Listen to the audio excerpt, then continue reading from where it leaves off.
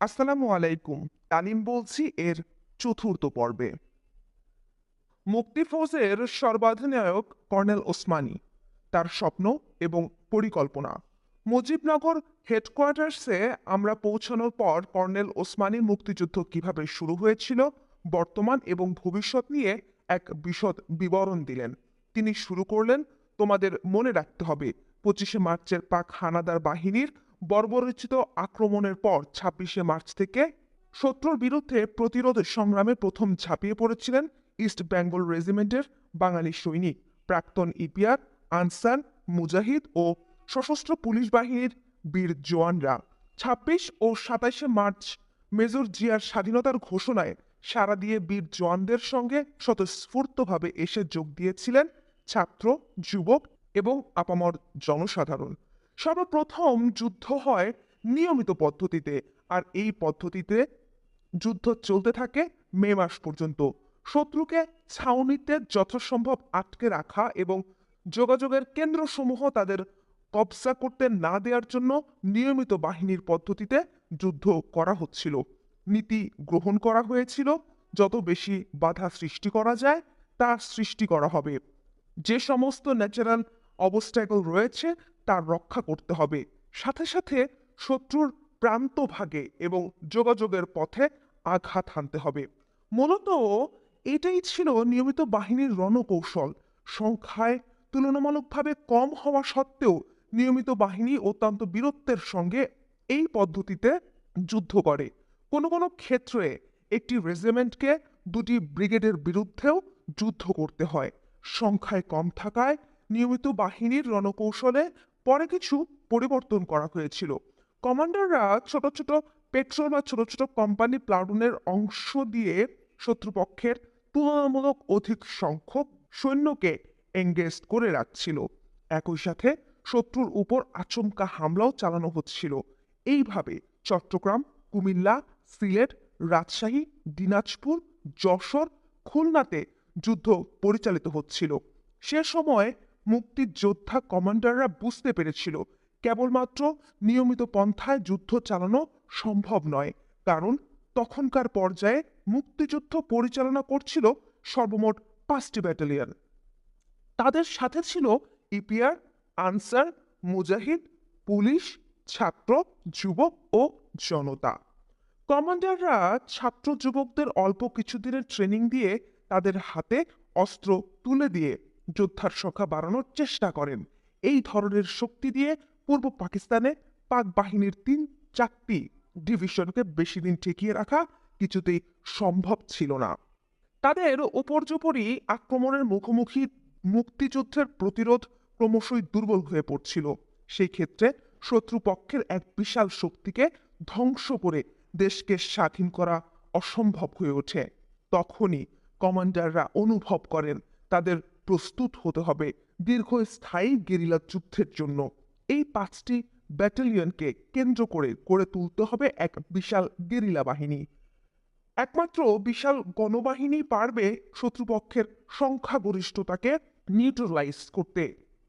এই গণবাহিনী এমনভাবে সংগঠিত করতে হবে যেমন মানুষের পেটের অন্ত্রে একটি শক্তিশালী জীবাণু অন্ত্রটিকে ধ্বংস করে দিতে পারে, তেমনি ভেতর থেকে শক্তিশালী দক্ষ গেরিলা বাহিনী শত্রুর অন্ত্রকেও বিনষ্ট করে দেবে। এছাড়া দেশকে স্বাধীন করা সম্ভব নয়, কারণ শত্রুপক্ষের সংখ্যা বেশি, ওদের বিমান বাহিনী রয়েছে, তাছাড়াও সম্বলও তাদের অনেক বেশি। কর্নেল ওসমানীর কথা শুনে মনে প্রশ্ন দেখা দিল, 25শে মার্চ রাতে পাক বাহিনী যদি নিরীহ জনগণের উপর পৈশাচিক শ্বেত সন্ত্রাস না চালাতো, এই সাথে east Bengal regiment, EPR, Ansar, Mujahid, police এবং অন্যান্য সামরিক ইউনিটগুলোর বাঙালি সদস্যদের উপর হামলা না চালাতো, তবে কি স্বাধীনতা যুদ্ধের সূত্রপাত ঘটতো? স্বাধীনতার সংগ্রামে ঝাঁপিয়ে পড়তেন বাঙালি বীর জওয়ানরা? এই ধাঁধার জবাব ঐতিহাসিকরাই আগামীতে খুঁজে বের করবেন, সে বিশ্বাস নিয়ে এগিয়ে চললাম। কর্নেল উসমানী বলে চলেছেন, আমার বিশ্বাস ক্লাসিক্যাল গেরিলা ওয়ারফেয়ার করে দেশ মুক্ত করতে হলে বহুদিন যুদ্ধ করতে হবে এবং ইতিমধ্যে আমাদের দেশ ধ্বংস হয়ে যাবে। আমাদের সবচেয়ে বড় সম্পদ জনসম্পদ, সেটা ধ্বংস হয়ে যাবে। জনাব ওসমানীর কথায় টিপিক্যাল মধ্যবিত্ত সুবিধাবাদী চিন্তাধারা পরিষ্কারভাবে ধরা পড়ল। পৃথিবীর কোনো জাতি তাদের মুক্তি অল্প ত্যাগে পেয়েছে বলে আমার জানা নেই। যারা হয়তোবা পেয়েছে তাদের সে স্বাধীনতা অর্থবহ হয়নি। প্রসূতির আঁতুড়ঘর থেকেই বিভিন্ন চক্রান্তের শিকারে পরিণত হয়েছে তাদের এই স্বাধীনতা। ভৌগোলিক স্বাধীনতা অর্জিত হলে স্বাধীনতার সুফল জাতীয় মুক্তি অর্জন করা সম্ভব হয়নি। নেতৃত্ব পৌঁছে দিতে পারেনি স্বাধীনতার সুফল জনগণের ঘরে ঘরে। অদৃশ্য কলকাঠির নাড়াচাড়ায় যে সমস্ত দেশ স্বাধীনতা পেয়েছে, সে সমস্ত দেশের পুতুল সরকারগুলোর কাছ থেকে জনগণ পেয়েছে শুধুই বঞ্চনা, প্রতারণা আর দারিদ্র্যের অভিশাপ। আবার কর্নেল ওসমানীর বক্তব্য শুনতে মনোযোগ দিলাম। যুদ্ধকে স্বল্পস্থায়ী করার জন্য এপ্রিল মাসেই আমাদের মাথায় একটা প্ল্যান এসেছে। একটি বড় গেরিলা বাহিনী গঠন করে ভেতর থেকে শত্রুর আঁতে আঘাত হানতে হবে এবং পাশাপাশি নিয়মিত বাহিনীর ছোট ছোট ইউনিট অর্থাৎ কোম্পানি বা প্লাটুন দিয়ে শত্রুকে আঘাত করতে হবে এবং বিচ্ছিন্ন হবার জন্য তাকে বাধ্য করতে হবে, যাতে করে কনসেন্ট্রেটেড অবস্থা থেকে তারা ডিসপার্সড হয়ে যায়। এই বিচ্ছিন্নতার ফলে তাদের সংখ্যাগরিষ্ঠতা অকেজো হয়ে পড়বে। শত্রুপক্ষ ছোট ছোট গ্রুপে নিজেদের কমিটি করতে বাধ্য হবে। তখন গেরিলা পদ্ধতিতে তার যোগাযোগের রাস্তা, বেতার সংযোগ, রিইনফোর্সমেন্ট পথ ধ্বংস করে তাকে ছোট ছোট পকেটে আইসোলেটেড করে চরম আঘাতে তাদের ধ্বংস করতে হবে। এজন্য আমার নিয়মিত বাহিনীও প্রয়োজন রয়েছে। আমার এই পরিকল্পনা অনুযায়ী ডিটেইলড প্ল্যান ইতিমধ্যে অস্থায়ী সরকার এবং মিত্রদের কাছে পেশ করেছি। তাতে আমি উল্লেখ করেছি কমপক্ষে 2 লাখের মতো গেরিলা বাহিনী এবং 25,000-এর মতো নিয়মিত বাহিনী গড়ে তুলতে হবে। সীমান্তবর্তী বিভিন্ন অঞ্চলে কমান্ডারদের অধীনে যে সমস্ত মুক্তি ফৌজ রয়েছে তাদের ছাড়া এই ন্যূনতম শক্তি আমাকে অবশ্যই গড়ে তোলার অনুমতি দিতে হবে। বর্তমানে মুক্তি বাহিনীর মধ্যে রয়েছে east Bengal regiment, EPR, Ansar, Mujahid, police বাহিনীর সদস্যগণ। তাদের আমি বলি নিয়মিত বাহিনী। সদ্য ট্রেনিংপ্রাপ্ত ছাত্র যুবকদের বলি অনিয়মিত বাহিনী। ভারতীয়রা তাদের বলে এফএফ, ফ্রিডম ফাইটার্স। আমার মতে পরীক্ষিত যোগ্য মুক্তিযোদ্ধা ও তাদের সাথে নতুন রিক্রুটেড বীর জওয়ানদের ট্রেনিং দিয়ে 3টি নিয়মিত ইনফেন্ট্রি ব্রিগেড গঠন করার পরিকল্পনা নিতে হবে। নিয়মিত বাহিনী বাকি সদস্যরা সেক্টর ট্রুপার্স হিসেবে স্থানীয় কমান্ডারদের অধীনে থাকবে। তাদের মূল দায়িত্ব হবে গেরিলাদের জন্য বেস তৈরি করে তাদের ট্রেনিং দেয়া এবং দেশের ভেতর ছোট ছোট গ্রুপে তাদের ইন্ডাক্ট করা। গেরিলাদের অপারেশন কোঅর্ডিনেট করার দায়িত্বে থাকবে সেক্টর কমান্ডারদের ওপর। সেক্টর কমান্ডারদের সাহায্যের জন্য গেরিলা অ্যাডভাইজার নিয়োগ করা হবে। সমগ্র বাংলাদেশের রণাঙ্গনকে তিনি 11টি সেক্টরে ভাগ করার সিদ্ধান্ত নিয়েছেন। সেক্টরের তত্ত্বাবধানের দায়িত্বে থাকবেন একজন সেক্টর কমান্ডার। সেক্টরগুলোর হেডকোয়ার্টার্স স্থাপিত হবে বাংলাদেশের ভেতরের মুক্তাঞ্চলে।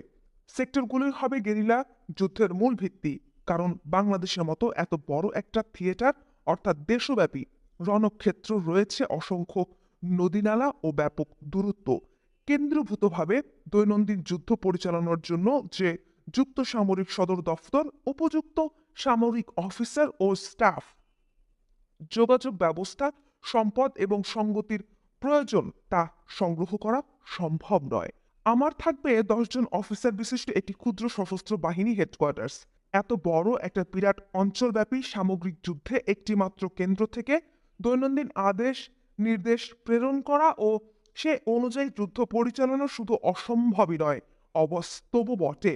তাই আমি আমার কমান্ডারদের কাছে আমাদের জাতীয় লক্ষ্য, আমাদের রাজনৈতিক ও সামরিক বিবেচ্য বিষয়ের সঠিক মূল্যায়ন এবং শত্রুর বিরুদ্ধে আমাদের কার্যক্রমের কোনো কোনো পথ উন্মুক্ত রয়েছে ইত্যাদি বিষয়ে সঠিক চিত্র তুলে ধরার জন্য যথাশীঘ্র সম্ভব সেক্টর কমান্ডারদের একটি জরুরি বৈঠক তলব করার চিন্তাভাবনা করছি। জাতীয় লক্ষ্য, আমাদের বাহিনীর করণীয়, বিভিন্ন সেক্টরের কার্যক্রমের সমন্বয় সাধন এবং সাংগঠনিক ও যুদ্ধ পরিচালনার নীতি নির্দেশ জারি করার দায়িত্ব হবে আমার হেডকোয়ার্টার্সের। আমাদের নির্দেশের পরিপ্রেক্ষিতে প্রত্যেক সেক্টর কমান্ডারের নীতি নির্ধারণ ও স্থানীয়ভাবে তাদের দৈনন্দিন যুদ্ধ পরিচালনার ব্যাপারে সিদ্ধান্ত গ্রহণের পূর্ণ ক্ষমতা থাকবে। সেক্টর কমান্ডারদের সাথে লিয়াজো অফিসার এবং মুক্তিযোদ্ধাদের মাধ্যমে যোগাযোগ রক্ষা করে চলার ইচ্ছা রয়েছে আমার। এছাড়া আমার কমান্ডারদের সাথে প্রত্যক্ষ যোগাযোগ রক্ষা এবং যুদ্ধের অবস্থা সম্পর্কে সরাসরি অভিজ্ঞতা লাভের জন্য আমি এক সেক্টর থেকে অন্য সেক্টরে যাতায়াত করব প্রয়োজনে। কর্নেল ওসমানীর যুদ্ধ প্রস্তুতির বিশদ বিবরণ আমরা তিনজনই মনোযোগ দিয়ে শুনলাম। তার বক্তব্য সামরিক প্রস্তুতির বিশদ বিবরণ থাকলেও মুক্তিযুদ্ধের মূল বিষয় তথা রাজনৈতিক দিকটির সম্পর্কে তেমন কিছুই বললেন না তিনি। যে কোনো জাতির মুক্তি সংগ্রামকে সশস্ত্র গেরিলা যুদ্ধের মাধ্যমে সফল করে তোলার জন্য রাজনৈতিক আদর্শ ও নেতৃত্বের ভূমিকা মুখ্য। জনগণকে সাথে নিয়েই সংগঠিত করা হয় গেরিলা যুদ্ধ। জনগণকে গেরিলা যুদ্ধে আকৃষ্ট করতে হয় রাজনৈতিক আদর্শের ভিত্তিতে, কারণ রাজনৈতিক নীতি আদর্শের মাধ্যমেই জনগণ দেখতে পায় তাদের আশা আকাঙ্ক্ষা প্রতিফলন এবং বেঁচে থাকার প্রতিশ্রুতি। তাই অতি প্রয়োজনের খাতিরেই জনগণের মুক্তি ও তাদের আশা আকাঙ্ক্ষার পরিপ্রেক্ষিতে নীতি ও আদর্শ প্রণয়ন করে জাতীয় পরিসরে রাজনৈতিক নেতৃত্ব প্রদানের জন্য গঠন করতে হয় সর্বদলীয় জাতীয় সরকার। এই সরকার সাধারণত গঠিত হয় পরীক্ষিত মুক্তিযোদ্ধা ও দেশপ্রেমিক রাজনৈতিক নেতৃবৃন্দের সমন্বয়ে। এটাই হচ্ছে প্রতিষ্ঠিত জনযুদ্ধের প্রক্রিয়া।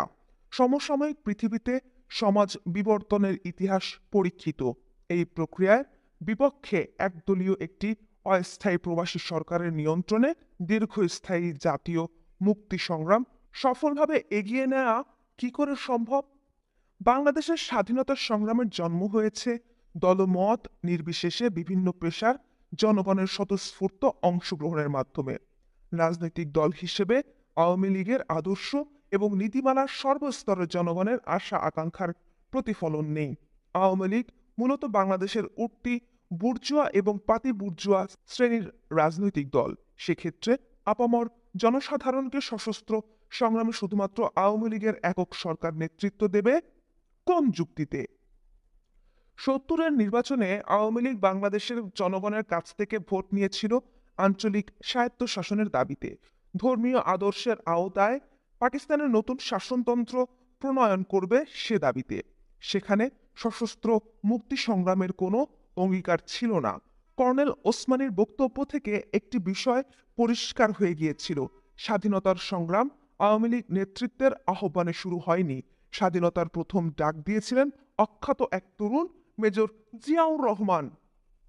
আর তার ডাকে সাড়া দিয়ে মুক্তিযুদ্ধে স্বতঃস্ফূর্তভাবে ঝাঁপিয়ে পড়েছিল দলমত নির্বিশেষে সর্বস্তরের জনগণ।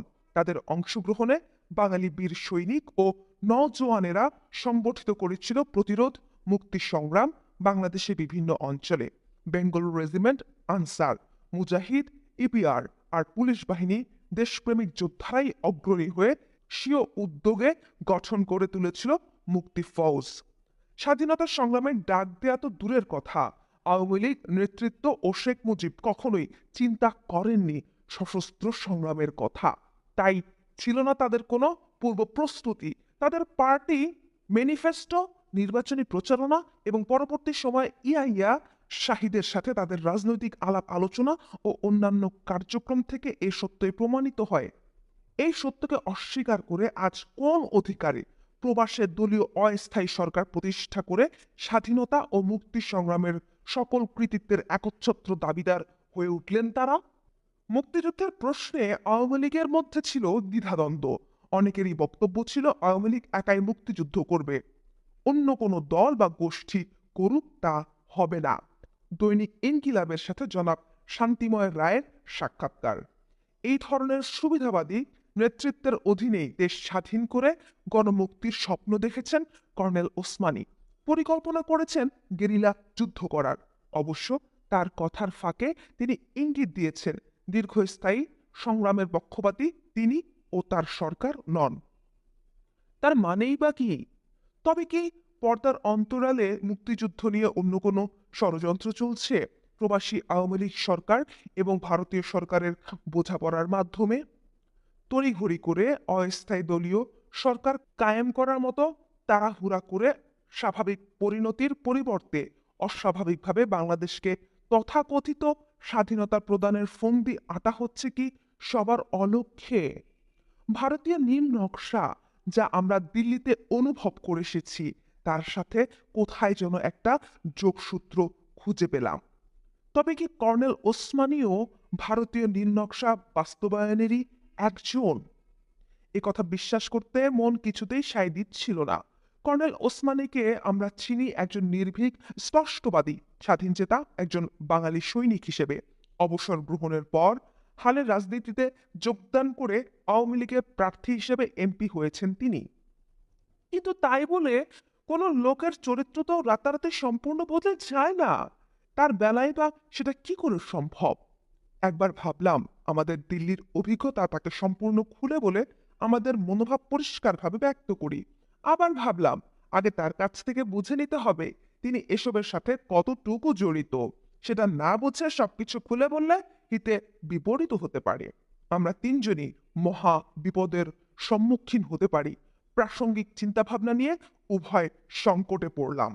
আলোচনাকালে কর্নেল ওসমানী হঠাৎ করে বলে উঠল, I have decided to send you and Moti as guerrilla advisor to the sector commanders, and Noor shall be at the HQ as my ADC and personal staff officer, PSO. তার কথা শুনে চমকে উঠলাম। কি অবাক কাণ্ড! তাহলে কর্নেল ওসমানী আমাদেরকে নিয়ে ভারত সরকার ও প্রবাসী সরকার কি ভাবছে সে সম্পর্কে কি কিছুই জানেন না? মনে খটকা লাগলো। মনে করলাম আমাদের ব্যাপারে হয়তোবা সিদ্ধান্ত নিয়েছেন স্বয়ং তাজউদ্দিন ও ভারতীয় সরকারের প্রতিনিধিরা। জনাব তাজউদ্দিন তখন পর্যন্ত কর্নেল ওসমানীকে তাদের সিদ্ধান্ত সম্পর্কে কিছুই জানাননি। আশ্চর্য! মুক্তি ফৌজের কমান্ডার ইন টু চিফ এর কাছে বিএলএফ, বাংলাদেশ লিবারেশন ফোর্স নামের স্পেশাল পলিটিক্যাল ফোর্স গঠনের ব্যাপারে সবকিছুই গোপন রেখেছে অস্থায়ী সরকার প্রধান জনাব তাজউদ্দিন আহমেদ। তার মানে এ ব্যাপারে কর্নেল ওসমানীকেও বিশ্বাস করেননি ভারত এবং আওয়ামী লীগ সরকার। মনে আশার সঞ্চার হলো কর্নেল ওসমানী নীল নকশার প্রণেতাদের একজন নয়। নিশ্চিত হলাম তাকে বিশ্বাস করে সবকিছুই বলা যায়। বেচারা কর্নেল ওসমানী, তাকে সাইড ট্র্যাক করে ইতিমধ্যেই অন্য খেলা শুরু হয়ে গেছে, অথচ তার কিছুই জানেন না। কিছুক্ষণ ভেবে নিয়ে আমি বললাম, স্যার আপনি আমাদের গেরিলা অ্যাডভাইজার হিসেবে নিয়োগ করতে যাচ্ছেন, এতে আমরা কৃতজ্ঞ। কিন্তু স্যার, জনাব প্রধানমন্ত্রী এবং ভারতীয় কর্তৃপক্ষ আমাদের নিয়ে অন্য কিছু চিন্তা করেছেন। আপনি কি বিএলএফ গঠন করার ব্যাপারে কিছু জানেন না? What is BLF? Can you frankly tell me what is going on? জিজ্ঞাসা করলেন তিনি। নিশ্চয়ই বলবো স্যার, আপনাকে বিশ্বাস করে সবকিছু খুলে বলবো। মুক্তিযুদ্ধের কর্ণধার হিসেবে আপনার উপর আমাদের অগাধ বিশ্বাস রয়েছে। জাতির সাথে আপনি কখনোই বিশ্বাসঘাতকতা করতে পারেন না, সেটা আমাদের বদ্ধ মূল ধারণা। জাতীয় স্বার্থ বিরোধে যে কোনো চক্রান্তকে নস্যাৎ করে দেবার মতো দৃঢ়তা আপনার রয়েছে, সে ব্যাপারেও আমরা তিনজনই একমত। আমাদের অনুরোধ সবকিছু শুনে আপনি উত্তেজিত না হয়ে অত্যন্ত ধীর স্থিরভাবে চিন্তা করবেন ভবিষ্যতে করণীয় সম্পর্কে। যে কোনো অসতর্ক পদক্ষেপের চরম মূল্য দিতে হতে পারে আমাদের সবার। I promise you, it will be just between me and you three. Now let me hear everything that you want to tell in details. তার অভয় অঙ্গীকারে আন্তরিকতার আবেদন স্পষ্ট হয়ে ফুটে উঠল। আমি বলতে লাগলাম, স্যার, দিল্লিতে আমাদের সময় কেটেছে জেনারেল ওবান সিং ও তার সহকর্মীদের সাথে। গেরিলা যুদ্ধের জন্য প্রয়োজনীয় বিষয়াদির প্রশিক্ষণ ছাড়াও রাজনৈতিক মোটিভেশন দেয়া হয়েছে আমাদের। ভারতীয় কর্তৃপক্ষ এবং প্রধানমন্ত্রী তাজউদ্দিন আহমেদ বর্তমান অবস্থায় গঠিত মুক্তিবাহিনীর বেশিরভাগ কর্মকর্তা এবং সদস্যদের পুরোপুরিভাবে বিশ্বাস করতে পারছেন না। প্রবাসী আওয়ামী লীগ সরকারের প্রতি তাদের সার্বিক আনুগত্য সম্পর্কেও তারা সন্দিহান। প্রবাসী আওয়ামী লীগ সরকার ও তাদের দল জাতীয় মুক্তি সংগ্রামের কার্যকরী ইফেক্টিভ নেতৃত্ব সফলতার সাথে কতটুকু দিতে পারবে সে সম্পর্কেও ভারত সরকার সুনিশ্চিত নয়।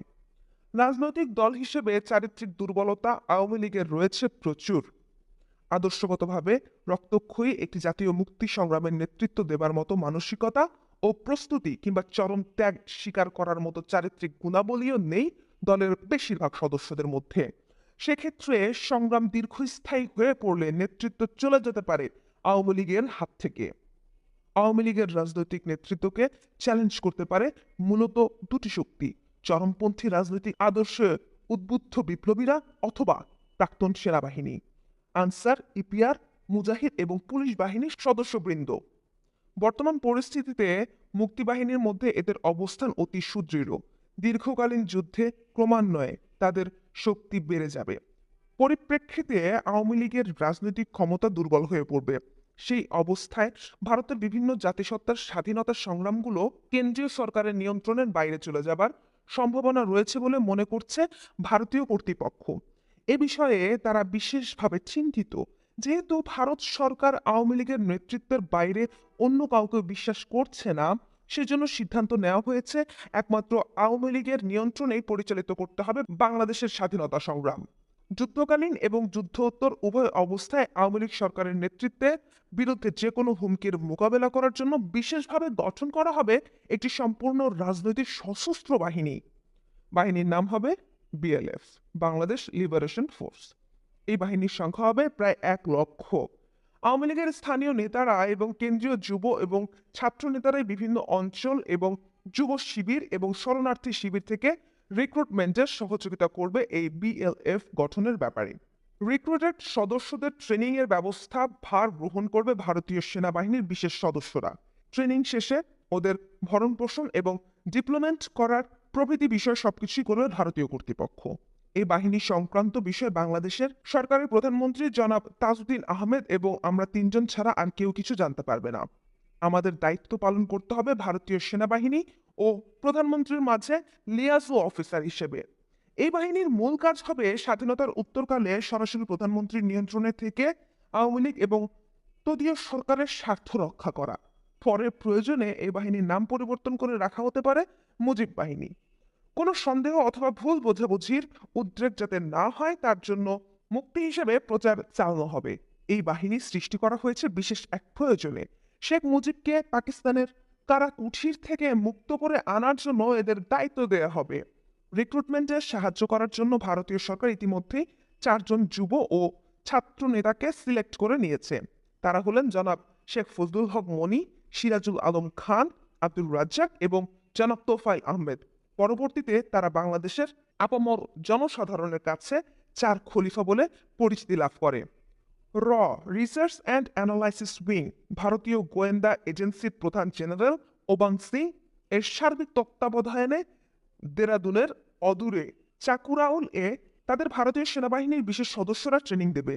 ট্রেনিং পর্যায়ে এবং পরবর্তীকালে ওদের রিঅর্গানাইজ করার দায়িত্বে ভারতীয়দের সাথে আমাদেরও থাকতে হবে। মানে পর্যায়ক্রমে আমরাও হয়ে পড়ব মুজিব বাহিনীর সদস্য। আমাদের কথা শুনে কর্নেল ওসমানী স্তম্ভিত হয়ে গেলেন। হতবাক হয়ে বললেন, হাউ স্ট্রেঞ্জ! এ সমস্ত ব্যাপারে আমি কিছুই জানি না। I must find out from the prime minister how much does he know. অবশ্যই তা আপনাকে জানতে হবে, তবে সেটা করতে হবে বিশেষ সতর্কতার সাথে। অত্যন্ত সেন্সিটিভ ব্যাপার, তাই বুঝে শুনে কথা বলতে হবে আপনাকে। জনাব তাজউদ্দিনের সাথে আপনার আলাপের পরই না হয় আমরা সিদ্ধান্ত নেব কি করা যায়। সেদিনের মতো আমাদের একান্ত বৈঠক শেষ হলো। কর্নেল ওসমানী শুভরাত্রি জানিয়ে চলে গেলেন। আমরা তার ঘরের অপর প্রান্তের মেঝেতে বিছানা পেতে তিনজনই শুয়ে পড়লাম। পরদিন সকালে কর্নেল ওসমানী জনাব তাজউদ্দিনের কাছে গিয়ে গতরাতের আলোচনা সম্পর্কে আলাপ করে ফিরে এসে জানালেন, প্রধানমন্ত্রীও এ ব্যাপারে কিছুই জানে না। এ কি করে সম্ভব? দিল্লিতে আমাদের বলা হয়েছে অস্থায়ী সরকারের প্রধানমন্ত্রী এ ব্যাপারে সবকিছুই জানেন। No boys, he is as much as in dark as I am and I don't think he is lying. এ ব্যাপারে ভারতীয় কর্তৃপক্ষ থেকে তিনি যতটুকু সম্ভব জানার চেষ্টা করবেন। Of course not exposing anyone. তোমরাও যদি আরও কোনো তথ্য সংগ্রহ করতে পারো তবে আমাকে জানাবে। Prime minister wants to know everything about this নেফারিয়াস plan. তোমাদের ব্যক্তিগত কার্যক্রম সম্পর্কে ভেবেচিন্তে আমাকে জানিও তোমরা কি করবে, বললেন তিনি। এখানে পাঠকদের জ্ঞাতার্থে বিএনএফ পরবর্তীকালে মুজিব বাহিনী গঠন এবং ভারতীয় গোয়েন্দা সংস্থা র সম্পর্কে জেনারেল অরোরার মন্তব্য তুলে ধরা হলো। মুজিব বাহিনী এমন এক বাহিনী যা মুক্তি বাহিনী থেকে ছিল একেবারেই আলাদা। আমি এই বাহিনী সম্পর্কে কিছুই জানতাম না। একদল ছাত্র যারা নির্বাচনের সময় মুজিবের সাথে ঘনিষ্ঠভাবে কাজ করেছে তারা, অর্থাৎ আওয়ামী লীগের এই তরুণ অংশ আমাদের ইন্টেলিজেন্সকে জানায় তারাই মুজিবের প্রকৃত সমর্থক। তাদের ট্রেনিং দিয়ে পাঠালে তারা মুক্তিযোদ্ধাদের চেয়ে ভালো যুদ্ধ করতে পারবে। এ ব্যাপারে আমি কিছুই জানতাম না। তবে মুক্তিবাহিনীর সাথে যখন তাদের গোলমাল হয়, তখন প্রবাসী সরকার, তাজউদ্দিনের সরকার এই বাহিনী সম্পর্কে আমার কাছে জানতে চায়। আমি আমাদের চিফ অফ স্টাফ জেনারেল মানিক শ-কে এই ব্যাপারে জানাতে বলি। তিনি আমাকে জানান যে ভারতীয় গোয়েন্দা সংস্থা এই বাহিনী গড়ে তুলেছে। এই বাহিনী নিয়ে সমস্যা যখন বাড়তে থাকে, তখন দুর্গাপ্রসাদ ধর, ইন্দিরা গান্ধীর তৎকালীন মুখ্য সচিব, আমাকে জানালেন মুজিব বাহিনীর ব্যাপারটা বাংলাদেশ সরকারকে না জানানোর বিশেষ কোনো সিদ্ধান্ত নেই। ব্যাপারটা পরিস্থিতির জন্যই বর্তমানে গোপন রাখা হয়েছে মাত্র। বাংলাদেশ যুদ্ধের স্মৃতিচারণ শিরোনামে নিখিল চক্রবর্তীর প্রদত্ত সাক্ষাৎকার। এই সাক্ষাৎকারের বিবরণ থেকে বোঝা যায় প্রধানমন্ত্রী তাজউদ্দিনকে সত্যিই ভারত সরকার এবং এই বাহিনী গঠনের ব্যাপারে অন্ধকারেই রেখেছিলেন নিজেদের স্বার্থে। ঐতিহাসিক সিদ্ধান্ত, জাতির সাথে বেইমানি করে রয়ের হাতে বরে হতে মন আমাদের বিদ্রোহী হয়ে ওঠে। আমরা আমাদের সিদ্ধান্ত কর্নেল ওসমানীকে জানিয়ে দিলাম। ভারতের নীল নকশার সঙ্গে সরাসরিভাবে জড়িয়ে পড়তে চাই না আমরা। রাজনৈতিক একটি দলের স্বার্থ রক্ষা করার জন্য গঠিত ঠ্যাঙ্গারে বাহিনীর নেতা হওয়ার খায়েশ নেই আমাদের তিনজনের একজনেরও।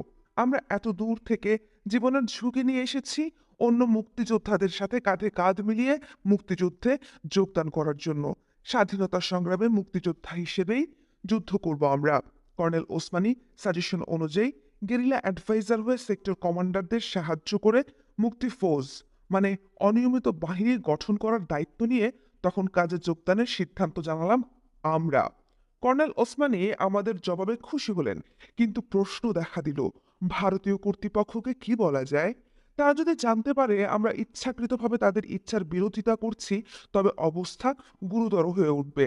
অনেক চিন্তা ভাবনা করে কর্নেল ওসমানী ঠিক করলেন, যদি প্রশ্ন ওঠে তবে ভারতীয় কর্তৃপক্ষকে তিনি বলবেন বিএলএফ বা মুজিব বাহিনীর মতো রাজনৈতিক একটি বাহিনী তৈরি করার দায়িত্ব সার্বিকভাবেই থাকা উচিত রাজনৈতিকভাবে সচেতন পরীক্ষিত ব্যক্তিবর্গের হাতে। প্রধানমন্ত্রী তার মতে আমাদের তিনজনের একজনের সে ধরনের রাজনৈতিক ওরিয়েন্টেশন বা কমিটমেন্ট কোনোটাই নেই। সময় মতো তাদের এ চুক্তি ভারতীয় কর্তৃপক্ষ মেনে নিয়েছিলেন। ফলে চার খলিফাকেই দায়িত্ব নিতে হয়েছিল ভারতীয় বাহিনীর সহায়তায় বিএলএফ তথা মুজিব বাহিনী গড়ার। আমরা মুক্তি পেয়েছিলাম রাহুগ্রাস থেকে।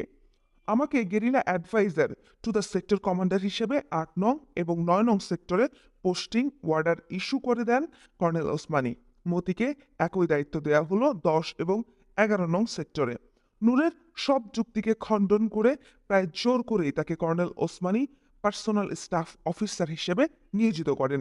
বাংলাদেশের স্বাধীনতা সংগ্রামের জন্মলগ্ন থেকেই আওয়ামী লীগের অভ্যন্তরীণ কলহকে কেন্দ্র করে বহুমুখী চক্রান্তের সূচনা ঘটে।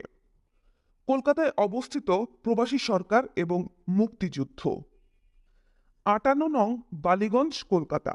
মুজিবনগর সরকারের পীঠ স্থান। লোকাকীর্ণ ছোট্ট একটা জায়গা, প্রয়োজনীয় নিরাপত্তা রক্ষা করা ছিল অসম্ভব। বালিগঞ্জের বাড়িটা নেহাতই ছোট, সবসময় অসংখ্য লোকজন ভিড় করে থাকে। নিরাপত্তা রক্ষা করা দুষ্কর, কথাটা অতি সত্য। সর্বক্ষণ অগণিত লোক মাছির মতো ভন করে ঘুরে বেড়াচ্ছে এক কামরা ছেড়ে অন্য কামরায়। কেউ বা এমপি, কেউ বা জাদ্রেল আমলা, কেউ বা নেতাদের বিশেষ পরিচিত এবং আস্থাভাজন চামচা। এছাড়াও রয়েছে অসংখ্য নেতা, পাতি নেতার ভিড়। গায়ে মানে না সকলেই আপনি মোড়ল, যার যার হাতে প্রত্যেকেরই ৩.৫ হাত। গেটে প্রহরীরা কিছু জিজ্ঞাসা করলেই লঙ্কা কাণ্ড বেঁধে যায়। সবাই যারা এসেছেন তাদের ভাবসাব হচ্ছে, আমরা কি হনু রে? সবার পরিধানে নতুন নতুন কাপড় চোপড়, হাল ফ্যাশনের অন্ত নেই। দিব্যি হেলে দুলে ঘুরে বেড়াচ্ছেন। দেখা হলে দাঁত বের করে নিজের পরিচয় দিয়ে খাজুরে আলাপ জমিয়ে তুলতে চেষ্টা করছেন। ঢালাওভাবে ভাত, গোস্ত আর ডাল রান্না হচ্ছে কিচেনে। যে আসছেন সেই খাচ্ছেন নির্দ্বিধায়, কেউ কাউকে কিছু বলছে না। ভুরি ভোজনের পর বিভিন্ন ঘরের চেয়ারের উপর, বসার বেঞ্চে, এমনকি টেবিলের উপরও শটান হয়ে শুয়ে পড়ে দিবা নিদ্রা কিংবা রাত্রি যাপনের ব্যবস্থা করে নিতে এতটুকু দ্বিধাবোধ করছেন না এই সমস্ত ভিআইপি ব্যক্তিদের দল। প্রত্যেকের হাতে একটা নতুন ব্রিফকেস কিংবা ছোট্ট অ্যাটাচি, কোনো কোনো নেতার কাঁধে ঝোলানো ব্যাগ। তারা যা কিছুই করছেন এই সমস্ত জিনিসগুলো থাকছে তাদের সাথে সাথে। এমনকি প্রকৃতিটাকে সাড়া দিতে যাবার সময়ও সেগুলো সাথে নেওয়া হচ্ছে, পাচ্ছে হারিয়ে যায়। ব্যাপার কি, এ সমস্ত ব্রিফকেস, অ্যাটাচি এবং ঝোলায় কি এমন দুর্লভ জিনিস রয়েছে ভেবেই পাচ্ছিলাম না। রহস্যটা মতি উদ্ঘাটন করলো কিছুদিন পর। ও জানালো, স্যার, সমস্ত ডিস্ট্রিক্ট ও সাব ডিভিশন থেকে মুক্তি ফৌজের সাথে বর্ডার ক্রস করে আসার সময় ব্যাংক ট্রেজারিগুলো সব উজাড় করে নিয়ে এসেছে স্থানীয় প্রশাসনের কর্তা ব্যক্তি ও রাজনৈতিক নেতৃবৃন্দ। যার ভাগ্যে যতটুকু পড়েছে সেগুলো রাখা আছে এই সমস্ত ব্রিফকেসে, অ্যাটাচিতে এবং ঝোলায়। তাই এগুলোকে এভাবে হেফাজত করা হচ্ছে। বলো কি, বিশ্বাস না হয় পরীক্ষা করে দেখেন, বলল মতি। একদিন কোনো এক অজানা মহারথী তার মাথার নিচে ব্রিফকেস রেখে খাবার পর সুখনিদ্রা দিচ্ছিলেন। ঘুমের ঘোরে ব্রিফকেসটা মাথার নিচ থেকে সরে গিয়েছিল। আশেপাশে কাউকে না দেখে মতি সেটা চট করে তুলে নিয়ে খুলে ফেলল। ভদ্রলোকের ব্রিফকেসে তালা ছিল না। খুলতেই মতি ও আমার চোখ চরক গাছ। এ কি, থরে থরে সাজানো পাকিস্তানি 500 টাকার নোটের বান্ডিলে ব্রিফকেসটা বোঝাই। ব্রিফকেসটা নিয়ে আমরা চুপ ইশারে কেটে পড়লাম। কিছুক্ষণ পর ঘুম থেকে উঠে ভদ্রলোক তার ব্রিফকেসের হদিস না পেয়ে সারা বাড়ি মাথায় তুলে হায় হায় করতে লাগলেন। আর্দালিকে পাঠিয়ে ভদ্রলোককে ডেকে পাঠালাম। তিনি এলেন। জিজ্ঞাসা করলাম, কি ব্যাপার, এত হইচই করছেন কেন? আমার ব্রিফকেস চুরি হয়ে গেছে, তিনি কাঁদো কাঁদো হয়ে বললেন। কি ছিল তাতে? আমার কিছু কাপড় ও প্রয়োজনীয় জরুরি কিছু কাগজপত্র ছিল। টাকা সম্পর্কে সবটাই গোপন করলেন ভদ্রলোক। ইতিমধ্যে নূর উঠে গিয়ে পাশের ঘরে কর্নেল ওসমানীকে সবকিছু খুলে বলেছেন। সব শুনে কর্নেল ওসমানী আমরা যে ঘরে বসেছিলাম সেখানে আসলেন। তিনি ভদ্রলোককে অনেকভাবে জেরা করেন। ভদ্রলোক টাকার কথা সম্পূর্ণ চেপে গিয়ে ঝোলাতে শুধু কিছু কাপড় ও জরুরি কাগজপত্র ছিল সে কথাই কর্নেল ওসমানীকে জানান। সব শুনে কর্নেল ওসমানী নূরকে আদেশ দিলেন ব্রিফকেসটি ভদ্রলোককে ফিরিয়ে দিতে। ইতিমধ্যে ব্রিফকেস থেকে প্রায় 12 লাখ টাকা আলাদা করে রেখে দেওয়া হয়েছিল। কাপড় চোপড় ও কিছু কাগজপত্র সহ ব্রিফকেসটি ভদ্রলোককে ফিরিয়ে দেওয়া হয়। তিনি তাড়াতাড়ি ব্রিফকেস খুলে দেখেন টাকা ছাড়া অন্য সবকিছুই ঠিক আছে। তার মুখ ফ্যাকাশে হয়ে যায়, কিন্তু অবস্থা বেগতিক বুঝে ব্রিফকেস বন্ধ করে নিয়ে আমাদের ধন্যবাদ জানিয়ে সুরসুর করে ঘর থেকে বেরিয়ে গেলেন। এরপর সেই ভদ্রলোককে আর কখনো দেখিনি। পুরো 9 মাস সংগ্রামকালে উদ্ধারকৃত টাকাটা প্রধানমন্ত্রীর তহবিলে জমা করে দেয়া হয়। এই ঘটনার অবতারণা এখানে এজন্য করলাম, তখন তথাকথিত মুজিবনগর সরকারের কার্যালয় দেখে বোঝা কষ্ট হতো যে একটি জাতীয় মুক্তি সংগ্রাম চলছে বাংলাদেশে। আর সে সংগ্রাম পরিচালনার দায়িত্বে নিয়োজিত রয়েছেন প্রবাসী বালিগঞ্জ লোকজন। সে সমস্ত লোকজন তখন অকারণে বালিগঞ্জের বাড়িতে ভিড় করে সর্বদা ঘুরঘুর করতেন। তাদের হাবভাব দেখে মনে হতো সবাই যেন বরযাত্রী হয়ে এসেছেন কোনো দূর দেশ থেকে। কোনো ভাবনা নেই, কোনো চিন্তা নেই, নির্বিঘ্নে হেসে খেলে সময় কাটিয়ে আনন্দেই আবার ফিরে যাবেন তারা। 8 নং এবং 9 নং সেক্টরে যোগদান। স্বয়ং কর্নেল ওসমানী আমাকে নিয়ে গিয়েছিলেন 8 নং ও 9 নং সেক্টরের অধিনায়কের সাথে পরিচয় করিয়ে দিতে। থিয়েটার রোড থেকে কর্নেল ওসমানী একদিন আমাকে নিয়ে চললেন 8 নং সেক্টর হেডকোয়ার্টার্স বনগাঁয়, সাথে নূর। শহর থেকে প্রায় 90 থেকে 95 মাইল দূরে যশোর বর্ডারের গা ঘেঁষে বনগাঁ। ওখানে পৌঁছে কর্নেল ওসমানী আমাকে পরিচয় করিয়ে দিলেন 8 নং সেক্টর কমান্ডারের মেজর ওসমান এবং 9 নং সেক্টর কমান্ডার ক্যাপ্টেন জলিলের সাথে। তাদের বিস্তারিত ব্রিফিং দিলেন তিনি। সেখানে পরিচয় হলো বেঙ্গল রেজিমেন্টের ক্যাপ্টেন হাফিজ, লেফটেন্যান্ট হালিম, ক্যাপ্টেন হুদা, ক্যাপ্টেন সালাউদ্দিন, পুলিশের এসডিপিও মাহবুব, সিএসপি কামাল সিদ্দিকী এবং তৌফিক এলাহি চৌধুরী এবং লেফটেন্যান্ট মাহবুবের সাথে। ওরা সবাই আমাদেরকে সাদরে অভিনন্দন জানালেন। দুপুরে খাওয়ার পর কর্নেল ওসমানী নূরকে নিয়ে ফিরে গেলেন। যাবার আগে জানিয়ে গেলেন শীঘ্রই তিনি সেক্টর কমান্ডারদের একটি গুরুত্বপূর্ণ কনফারেন্স ডাকবেন কলকাতায়। সে কনফারেন্সে মুক্তিযুদ্ধের বর্তমান স্তর এবং ভবিষ্যৎ রণকৌশল ও প্রাসঙ্গিক বিষয়াদি নিয়ে আলোচনা করে কর্মপদ্ধতি ঠিক করা হবে। থিয়েটার রোড ছেড়ে প্রকৃত মুক্তিযোদ্ধাদের মাঝে পৌঁছে ভীষণ ভালো লাগছিল। মতি আমি চলে আসার পরপরই উত্তর পশ্চিম সীমান্তের সেক্টরগুলোর দায়িত্ব নিয়ে চলে যায়। শুরু হলো নতুন কর্মজীবন। খুলনা, যশোরের ছিন্নমূল ও বিক্ষিপ্ত অনেক ইপিআর, কিছু সংখ্যক নিয়মিত বাহিনীর সৈন্য, পুলিশ, আনসার, মুজাহিদদের নিয়ে মেজর ওসমানের অধীনে শুরু হয় প্রতিরোধ সংগ্রাম। তার সাথে যোগ দেয় স্থানীয় ছাত্র জনতা। নড়াইলের তরুণ এসডিও জনাব কামাল সিদ্দিকী, মেহেরপুরের এসডিও তৌফিক এলাহি চৌধুরী এবং মাগুরার এসডিও ওয়ালিউর রহমান প্রতিরোধ সংগ্রামে ঝাঁপিয়ে পড়েন। মেজর ওসমান তার অধীনস্থ সমস্ত নিয়মিত ও অনিয়মিত বাহিনীর সদস্যদের 7টি কোম্পানিতে বিভক্ত করে সীমান্তবর্তী এলাকায় তাদের নিয়োগ করেন। 1. প্রথম কোম্পানি উত্তরে মহেশকুণ্ড বিওপি এলাকায় লেফটেন্যান্ট জাহাঙ্গীরের অধীনে। 2. দ্বিতীয় কোম্পানি তার দক্ষিণে ঈসাখালী বিওপি এলাকায়, কোম্পানি কমান্ডার ছিলেন ক্যাপ্টেন আজম চৌধুরী। 3. তৃতীয় কোম্পানি আরও দক্ষিণে জীবননগর বিওপি এলাকায়, নেতৃত্বে ছিলেন ক্যাপ্টেন মোস্তাফিজুর রহমান। 4. চতুর্থ কোম্পানি কাশিমপুর মুকুন্দপুর বয়রা এলাকায়, ক্যাপ্টেন খন্দকার নাজমুল হুদার অধীনে। 5. পঞ্চম কোম্পানি বেনাপোল কাস্টমস চেকপোস্ট এলাকায়, লেফটেন্যান্ট আব্দুল হালিমের অধীনে। এ কোম্পানি পরবর্তী পর্যায়ে ক্যাপ্টেন তৌফিক এলাহি চৌধুরী সিএসপির অধীনে দেয়া হয়। 6. ষষ্ঠ কোম্পানি আরও দক্ষিণে বক্সা কাকডাঙ্গা বেনাপোল থানার এলাকায়, ক্যাপ্টেন শফিক উল্লাহ অধীনে। 7. সপ্তম কোম্পানি ভোমরা এলাকায় গোছভাঙ্গায়, ক্যাপ্টেন সালাউদ্দিনের অধীনে। মে মাসের শেষে ক্যাপ্টেন সালাউদ্দিনকে হেডকোয়ার্টার্সে গোয়েন্দা বিভাগে দায়িত্ব নেওয়ার জন্য চলে যেতে হয় মুজিবনগর তথা 8 নং থিয়েটার রোডে। তখন ওই সেক্টরের দায়িত্ব দেওয়া হয় পুলিশের এসডিপিও মাহবুব উদ্দিনকে। মে মাসের প্রথম সপ্তাহে প্রাক্তন flight lieutenant Jamal Uddin MP, captain Wahab এবং লেফটেন্যান্ট এনামুল হক 8 নং সেক্টরে যোগদান করেন। ফ্লাইট লেফটেন্যান্ট জামাল উদ্দিনকে সেক্টর হেডকোয়ার্টার্সে স্টাফ অফিসার হিসেবে নিয়োজিত করা হয়। যশোর ক্যান্টনমেন্ট থেকে পাক বাহিনীর ব্যূহ ভেদ করে ক্যাপ্টেন হাফিজের নেতৃত্বে বিদ্রোহ ঘোষণা করে যুদ্ধ করতে করতে বর্ডার পেরিয়ে 8 নং সেক্টরের মুক্তিযোদ্ধাদের সাথে যোগ দেন ফার্স্ট বেঙ্গল রেজিমেন্টের অকুতভয় সেনারা। বেনাপোল বর্ডার পর্যন্ত মাত্র 188 জন সৈনিককে জীবিত অবস্থায় নিয়ে আসতে সক্ষম হয়েছিল হাফিজ। পুরো রেজিমেন্টের বাকি সবাই যুদ্ধে শাহাদত বরণ করেছিলেন। বেনাপোল পৌঁছে সেক্টর হেডকোয়ার্টার্সের কাছেই সে তার ক্যাম্প প্রতিষ্ঠা করে।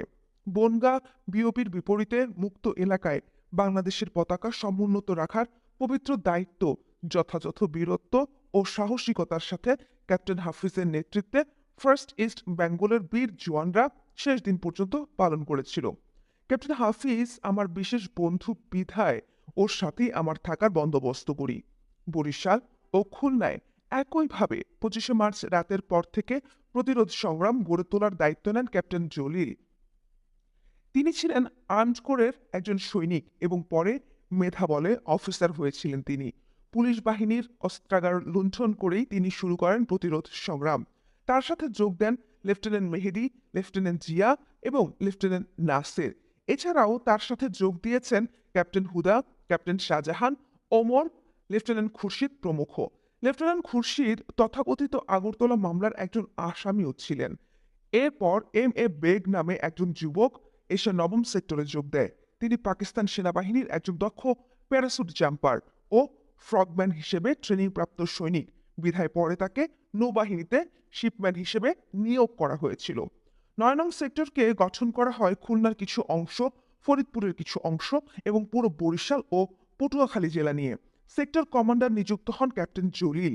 স্বাধীনতা সংগ্রামের প্রথমার্ধে বরিশাল, পটুয়াখালীতে ক্যাপ্টেন মেহেদি, খুলনার সুন্দরবন এলাকায় লেফটেন্যান্ট জিয়া এবং সীমান্তবর্তী এলাকায় ক্যাপ্টেন হুদা যুদ্ধ পরিচালনা করেছিলেন। জুলাই মাসে 9 নং সেক্টরকে পুনর্গঠিত করা হয়। বরিশাল জেলার দায়িত্ব দেওয়া হয় পাকিস্তান থেকে পালিয়ে আসা ক্যাপ্টেন শাহজাহান ওমরকে। পটুয়াখালীর দায়িত্ব দেওয়া হয় ক্যাপ্টেন মেহেদিকে। সুন্দরবন ও খুলনার দায়িত্ব দেওয়া হয় লেফটেন্যান্ট জিয়াকে। পিরোজপুর, বাগেরহাট এলাকায় দেয়া হয় সুবেদার তাজুল ইসলামকে। ক্যাপ্টেন হুদাকে দেয়া হয় সীমান্তবর্তী এলাকায়। সেক্টর হেডকোয়ার্টার্স প্রথম স্থাপন করা হয় হাসনাবাদে, পরে সরিয়ে নেওয়া হয় টাকিতে। সেক্টর হেডকোয়ার্টার্সে থাকতেন ক্যাপ্টেন জলিল। অ্যাডজুটেন্টের দায়িত্ব নিয়োজিত ছিলেন ফ্লাইট সার্জেন্ট ফজলুল হক ও মফিজ। এদের সাথে স্টাফ অফিসার হিসেবে ছিলেন ক্যাপ্টেন আরেফিন।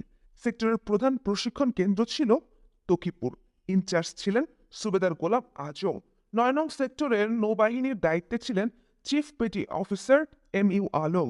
সুন্দরবনে লেফটেন্যান্ট জিয়ার অধীনে ছিলেন ফুলমিয়া ও মধু। প্রথম পর্যায়ে টাকি, হাসনাবাদ, হিঙ্গলগঞ্জ এবং শমশেরনগর মুক্তিবাহিনীর ক্যাম্প স্থাপন করা হলো। এরপর হিঙ্গলগঞ্জের ক্যাম্প উকসা পর্যন্ত বিস্তৃত করা হয়। এরপর বরিশাল, খুলনা অঞ্চলে ক্রমে যুদ্ধ ছড়িয়ে পড়েছিল। ক্যাপ্টেন জলিলকে শাসানো হয়। সীমিত গোলাবারুদ ও অস্ত্র নিয়ে মোকাবেলা করতে ভীষণ অসুবিধার সম্মুখীন হতে হচ্ছিল ক্যাপ্টেন জলিল ও অন্যান্য অধিনায়কদের। প্রচুর অস্ত্রশস্ত্র ও গোলাবারুদের প্রয়োজনীয়তা দেখা দেয়। এপ্রিলের শেষ সপ্তাহে ক্যাপ্টেন জলিল কোনো সোর্সের মাধ্যমে ভারতীয় গোয়েন্দা সংস্থা এবং ভারতীয় বিএসএফ এর সাথে যোগাযোগ স্থাপন করতে সক্ষম হয়। তাদের মাধ্যমে তিনি কলকাতার ফোর্ট উইলিয়াম পর্যন্ত পৌঁছাতে সক্ষম হন। ইস্টার্ন কমান্ড হেডকোয়ার্টার্স তাকে কিছু হাতিয়ার ও গোলাবারুদ দেয়, কিন্তু দুর্ভাগ্যবশত সেগুলো বরিশাল নিয়ে যাওয়ার পথে পথিমধ্যে খান সেনাদের এক আচমকা অ্যাম্বুশে আক্রান্ত হয়ে কোনো রকমে প্রাণে বেঁচে ফিরে আসেন। প্রবাসী সরকার এবং কর্নেল ওসমানী তার এই ধরনের উদ্যোগে ক্ষেপে ওঠেন।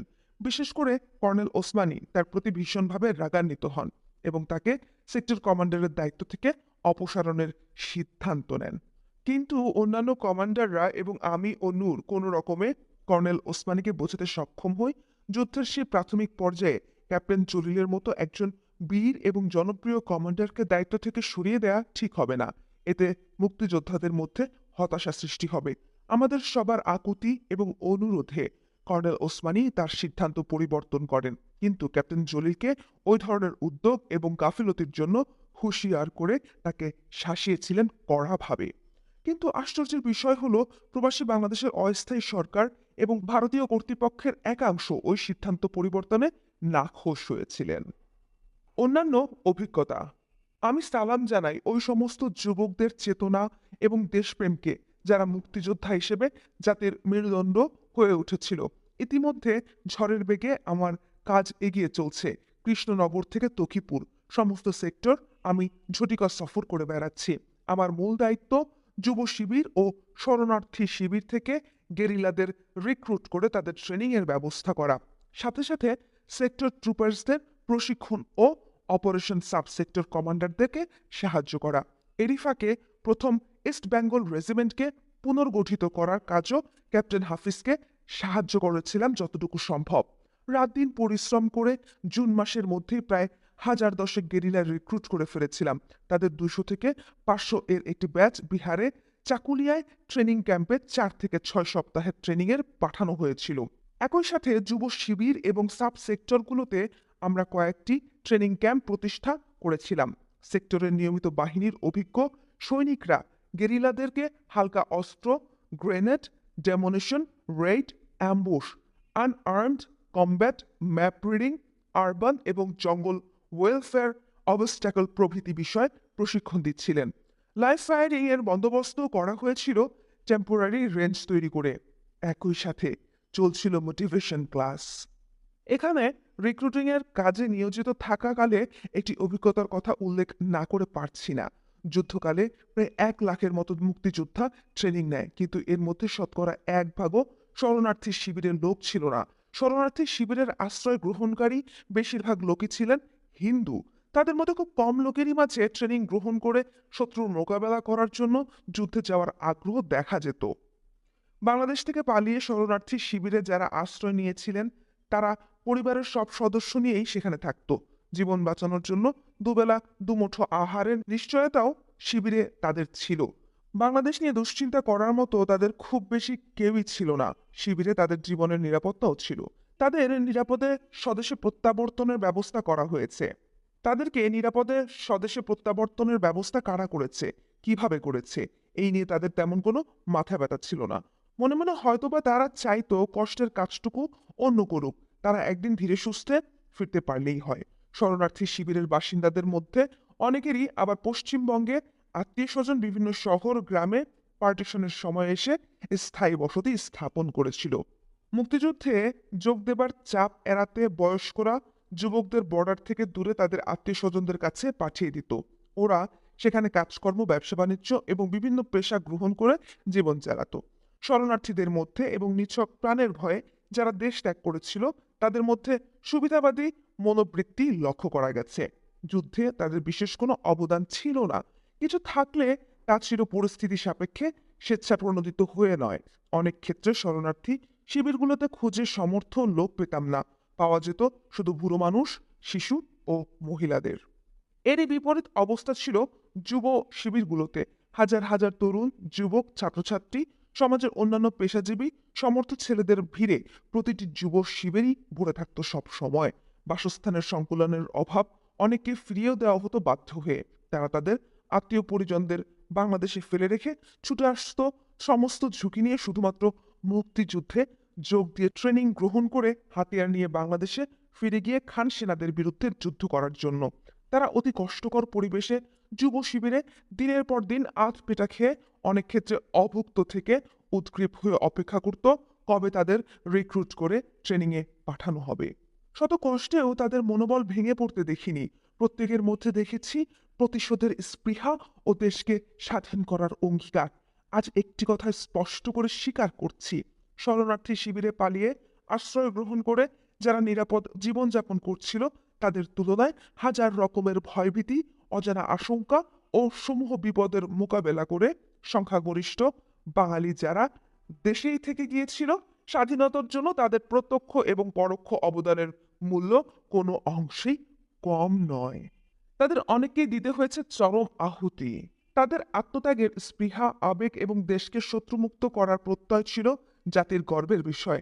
তাদের ওই ধরনের চারিত্রিক মনোবল দেখে আমার আত্মবিশ্বাস আরো দৃঢ় হয়েছিল যে বাংলাদেশের স্বাধীনতা কোনো অপশক্তি, কোনো ষড়যন্ত্রই দাবিয়ে রাখতে পারবে না। দেশ একদিন স্বাধীন হবেই। আল্লাহ কখনোই তাদের এই ধরনের নিঃস্বার্থ ত্যাগ ব্যর্থ হতে দেবেন না। জনগণ, বিশেষ করে তরুণ সমাজের এমন স্বেচ্ছা প্রণোদিত হয়ে স্বতঃস্ফূর্তভাবে জাতীয় মুক্তি সংগ্রামে যোগদানের নজির বিশ্বে খুব কম জাতির স্বাধীনতা সংগ্রামের ইতিহাসে খুঁজে পাওয়া যায়। গণচীন, Soviet Union, Indochina, Africa, Latin America, পূর্ব ইউরোপের এ ধরনের গর্বের দাবি করতে পারে না। এ সমস্ত দেশের স্বাধীনতা সংগ্রাম হয়েছে বৃহত্তর কোনো সংঘর্ষের সুযোগ কিংবা যুদ্ধকালীন এবং এর পরবর্তী অবস্থাতে প্রয়োজনীয় রাজনৈতিক এবং সামরিক প্রস্তুতির পর। এ সত্য খণ্ডাবার কোনো সুযোগ নেই। অন্য কেউ নয়, শুধুমাত্র তারাই ইতিহাস সৃষ্টি করেছে। যদি কোনো গোষ্ঠী, পার্টি এককভাবে নিজেদের স্বাধীনতার চ্যাম্পিয়ন হিসেবে মনে করে, তবে সেটা হবে সত্যের বরখেলাপ এবং এক অমার্জনীয় ধৃষ্টতা। সার্বিকভাবে স্বাধীনতার কৃতিত্ব দেশের জনগণ এবং বিশেষভাবে নিঃস্বার্থ ত্যাগী মুক্তিযোদ্ধাদের। বিনা মেঘে বজ্রপাত, কর্নেল ওসমানী পদত্যাগ করলেন। এই গুরুত্বপূর্ণ ঘটনাটি অধিনায়কদের মহাসম্মেলনে প্রাক্কালে ভারতীয় গোয়েন্দা বাহিনীর সহায়তায় ক্যাপ্টেন জলিলের ফোর্ট উইলিয়ামের পূর্বাঞ্চলীয় হেডকোয়ার্টার্সের কর্মকর্তাদের সাথে গোপন যোগাযোগ থেকে একটি বিষয় পরিষ্কার হয়ে উঠল। ভারতীয় সরকার শুধুমাত্র প্রবাসী সরকার এবং মুক্তি বাহিনীর সদর দপ্তরের মাধ্যমেই বাংলাদেশের স্বাধীনতা সংগ্রাম এবং রাজনৈতিক গতিধারকের নিয়ন্ত্রণ করেছিল তা নয়, তারা ক্ষমতাধর কমান্ডারদের সাথেও সম্পর্ক গড়ে তোলার চেষ্টা করেছিল। অত্যন্ত চাতুরতার সাথে তারা তাজউদ্দিনের প্রবাসী সরকারের মধ্যে অন্তর্দ্বন্দ্ব সৃষ্টি করে তাকেও দুর্বল করে চাপের মুখে রাখছিল, যাতে তিনি তাদের নিয়ন্ত্রণের মধ্যে থাকতে বাধ্য হন। অপরদিকে মুজিবনগর সরকার ও মুক্তিযোদ্ধাদের সর্বাধিনায়ক জনাব ওসমানীর মধ্যে দ্বন্দ্ব সৃষ্টি করে কর্নেল ওসমানীর ক্ষমতা সীমিত করে রাখা হচ্ছিল। একইভাবে কর্নেল ওসমানীকে সাইড ট্র্যাক করে প্রবাসী সরকার ও ভারতীয় কর্তৃপক্ষের এ ধরনের কার্যকলাপে কর্নেল ওসমানী অতি যুক্তিসঙ্গত কারণেই ভীষণভাবে অপমানিত বোধ করেছিলেন। তার বক্তব্য ছিল পরিষ্কার, ভারত যুক্তরাষ্ট্র হিসেবে বাংলাদেশের স্বাধীনতা সংগ্রামে তাদের বক্তব্য অনুযায়ী মানবিক কারণে সাহায্য দিতে সক্ষম হয়েছে, সেটার জন্য বাঙালি জাতি কৃতজ্ঞ। কিন্তু স্বাধীনতা সংগ্রামটা পূর্ব বাংলার ৮ কোটি বাঙালির নিজস্ব সংগ্রাম। এই সংগ্রাম তাদেরই সংগঠিত করতে হবে।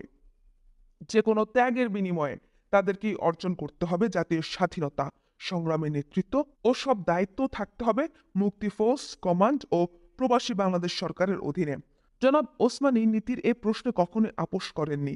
এই বিষয় নিয়ে তৎকালীন প্রবাসী সরকারের নেতৃত্বে সাথে অনেক বিতর্ক হয়েছে তার, কিন্তু তার এই নীতি প্রতি সমর্থন দেননি আওয়ামী লীগের বেশিরভাগ নেতৃত্ব ও গণপরিষদ সদস্যরা। ইতিমধ্যেই ৮ জুলাই কলকাতার সেক্টর কমান্ডারদের সম্মেলন ডাকা হয় কর্নেল ওসমানীর নির্দেশে, কিন্তু সম্মেলনের কয়েকদিন আগে হঠাৎ করেই একদিন ঘটল এক ঘটনা।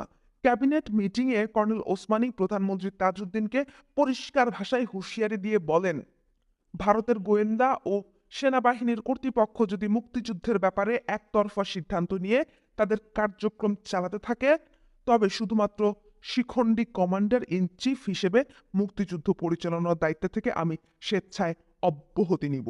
তিনি মিটিংয়ে জনাব তাজউদ্দিনকে প্রশ্ন করেন, বাংলাদেশের স্বাধীনতার সংগ্রামটা কাদের সংগ্রাম?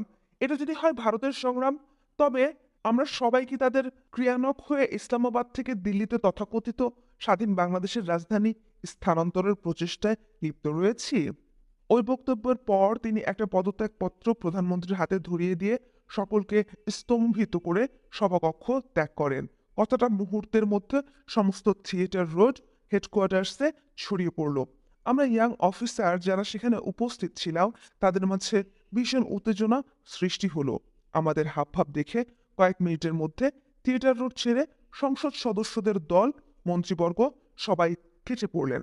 আমরা সোজা প্রধানমন্ত্রীকে গিয়ে অনুরোধ জানালাম যে করেই হোক কর্নেল ওসমানীকে আপনার আশ্বাস দিতে হবে যাতে তাকে বাইপাস করে ভারতীয়রা কোনো কিছু না করে।